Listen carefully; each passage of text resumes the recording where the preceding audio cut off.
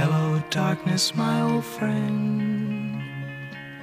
I've come to talk with you again, because a vision softly creeping left its seeds while I was sleeping, and the vision that was planted in my brain still remains within the sound of silence.